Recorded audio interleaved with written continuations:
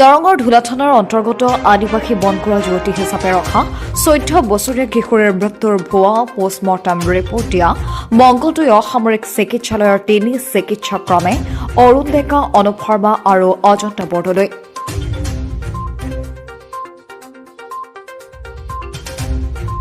বুধবাৰে মঙলদৈ সত্ৰ ন্যায়াধীশৰ ওচৰত হাজিৰ কৰালে 3 চিকিৎসকক।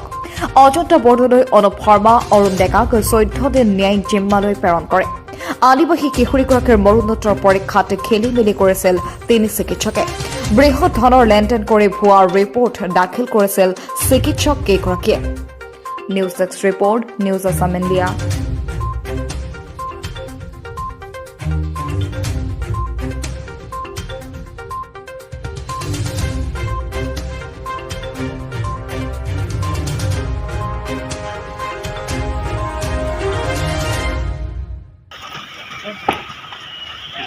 এইটো কিবা ক'ব নেকি? কিবা কওক।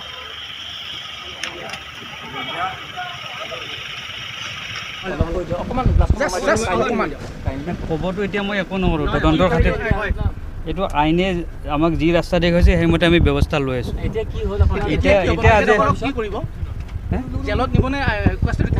এতিয়া আমি জেল হাজতলৈ পঠাইছোঁ।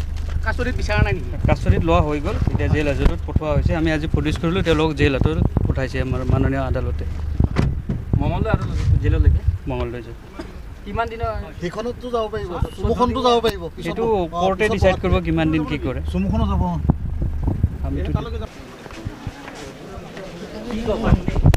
একো নাজানো একো নাই